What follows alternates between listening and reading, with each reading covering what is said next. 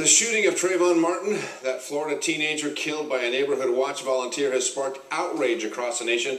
And tonight that outrage was felt right here in Southern California. Phil Schuman live in Liemert Park, where a rally and candlelight vigil were held. Phil?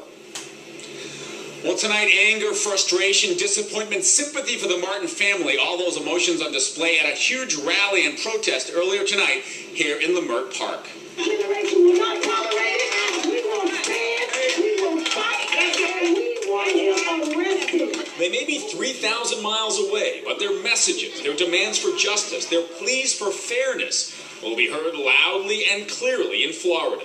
Whether it was a green, purple, red, brown person that killed this kid, we want justice. Because I have twin boys, they're 14 years old, and I think that's the reason why so many people came out, because we have young black. It could be their own kid. Yeah, it could be their own kid. This is 2012 in America, and to see that something like this actually happened, it seems more like a nightmare than a reality. In Miami, a brief walkout by students at one of the local high schools. And in the Orlando suburb of Sanford, as expected, thousands rallied, led by the Reverend Al Sharpton, no justice, no peace, who came to be with the family of 17-year-old Trayvon Martin. He was the teenager who on February 26th, while walking home carrying Skittles and an iced tea, was shot by a neighborhood watch captain named George Zimmerman, who claimed self-defense and has not yet been arrested.